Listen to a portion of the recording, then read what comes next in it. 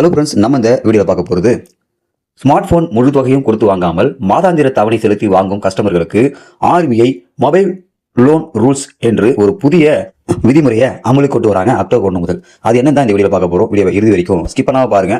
Video பார்க்கறதுக்கு முன்னாடி நீங்க இந்த சேனலும் சப்ஸ்கிரைப் பண்ணலாம். கீழே இருக்கிற ரெட் கலர் சப்ஸ்கிரைப் பண்ணி கிளிக் பண்ணிக்கங்க. கூடவே பக்கத்தில் இருக்க பெல் ஐகான் கிளிக் பண்ணிக்கங்க. அப்பதான் நாங்க போடக்கூடிய பயனுள்ள வீடியோக்களை நீங்க மிஸ் பண்ணாம பார்க்கலாம். வாங்க வீடியோக்குள்ள போலாம்.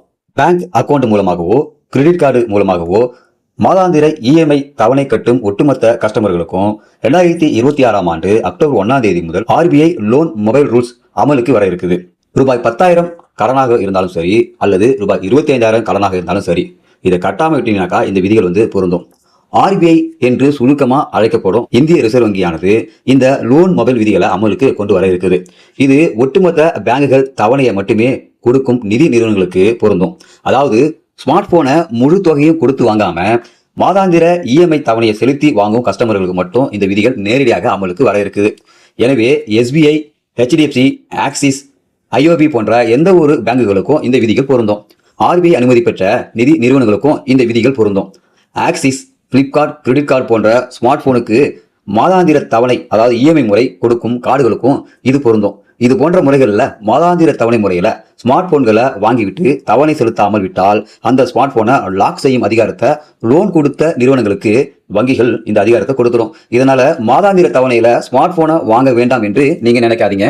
இப்படி ஸ்மார்ட் போனை லாக் செய்ய பல்வேறு கட்டுப்பாடுகளையும் பேங்குகள் மற்றும் நிதி நிறுவனங்களுக்கு கடைபிடிக்க வேண்டும். தவணை செலுத்தாமல் இருந்தா 90 நாட்கள் கழித்த பிறகே ஸ்மார்ட் போனை லாக் செய்யும் அனுமதியை பேங்குகள் நிதி நிறுவனங்களுக்கு பெற இருக்கின்றன. இந்த 90 நாட்களுக்கு இடைப்பட்ட காலத்துல ஸ்மார்ட் போனை வாங்கிய கஸ்டமருக்கு நோட்டீஸ் வழியா முன்கூட்டியே தகவல் கொடுக்கப்படும். ஆகவே மாதாந்திர தவணையை கட்ட தவறிய 60 நாட்களுக்கு பிறகு முதல் நோட்டீஸ் அனுப்பப்படும். இந்த நோட்டீஸை பெற்ற 21 நாட்களுக்கு மீண்டும் தவணையை கட்டினால் வழக்கம் போல லோனை தொடரலாம்.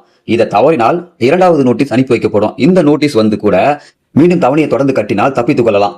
இதையும் பொருட்படுத்தாமல் மாதாந்திர தவணையை கட்ட தவறும் பட்சத்தில் மட்டுமே ஸ்மார்ட் போனை லாக் செய்யும் அதிகாரத்துக்கு பேங்குகள் நிதி நிறுவனங்களுக்கு கொடுக்கும். இதையும் பொருட்படுத்தாமல் மாதாந்திர தவணையை கட்ட தவறும் பட்சத்தில் மட்டுமே ஸ்மார்ட் போனை லாக் செய்யும் அதிகாரம் பேங்குகள் நிதி நிறுவனங்களுக்கு கிடைக்கும். இதுவும் முழுமையா லாக்கு கிடையாது. இன்டர்நெட் சேவை வழக்கம் போல கொடுக்கப்படும். இன்கமிங் கால் வழக்கம் போல வரும். SOS அனுப்புதல் மற்றும் அரசு அறிவிப்புகள் வருதல் போன்ற முக்கிய சேவைகள் தொடர்ந்து கிடைக்கும். ஸ்மார்ட் போன்ல இருக்கும் டேட்டாக்கள், டாக்குமெண்ட்டுகள் போன்ற தனிப்பட்ட விவரங்கள், அதாவது பர்சனல் டேட்டா எதுவுமே எடுக்கப்பட மாட்டாது. இது தவிர பணம் அனுப்புதல், பணம் பெறுதல் உள்ளிட்டவற்றில் தடை இருக்கலாம். இருப்பினும் மீண்டும் தவணை செலுத்திய உடனடியாக லாக்கில் இருந்து விலக்கு பெற முடியும். இப்படி விலக்கு பெற்றால் உடனடியாக அன்லாக் செய்யப்பட வேண்டும். அதாவது 1 மணி நேரத்துக்குள்ள செய்யப்பட வேண்டும், அன்லாக் செய்யப்பட வேண்டும். அப்படி தாமதம் ஏற்பட்டால் 1 மணி நேரத்திற்கு ரூபாய் 250 இழப்பீடு வழங்க வேண்டும். மேலும் இந்த விதிகளை பின்பற்றாமல் கஸ்டமர்களின் ஸ்மார்ட் போன் லாக் செய்யப்பட்டாலும் 1 மணி நேரத்துக்கு ரூபாய் 250 இழப்பீடு பெற்றுக்கொள்ள கஸ்டமர்களுக்கு உரிமை இருக்குது. ஆகவே 90 நாட்களுக்கு மேல் தவணை செலுத்தாத பட்சத்தில் மட்டுமே இந்த லாக் விதிகள் அமலுக்கு வரும். இதற்கு பிறகு உடனடியாக தவணை செலுத்தி அன்லாக் செய்து கொள்ளலாம் என ஆர்பிஐ மொபைல் லோன் ரூல்ஸை கொண்டு வந்திருக்காங்க. இந்த ரூல்ஸ் எல்லாம் பார்த்தீங்கன்னாக்கா இஎம்ஐல மொபைல் போன் வாங்கக்கூடிய கஸ்டமர்களுக்கு ஒரு ஷாக்கான நியூஸாக கூட இருக்கலாம். ஸோ இஎம்ஐல மொபைல் போன் வாங்கிக்கிட்டு லோனை கட்ட தவறும் பட்சத்தில் இந்த விதிகள் உங்களுக்கு பொருத்தமா அமலாகும். ஸோ இஎம்ஐல மொபைல் வாங்கக்கூடிய உங்க நண்பர்களுக்கும் இந்த வீடியோ ஷேர் பண்ணுங்க. ஸோ இது போல பயனுள்ள வீடியோக்கள் நீங்க தொடர்ந்து பார்க்கணும்னாக்கா நம்ம யூடியூப் சேனலை சப்ஸ்கிரைப் பண்ணுங்க. இந்த வீடியோ ஷேர் லைக் பண்ணுங்க. ஸோ மீண்டும் இன்னொரு வீடியோ சந்திக்கலாம். அதுவரை மனிதர்கள் மதிப்போம், மனித வீரை காப்போம். நன்றி.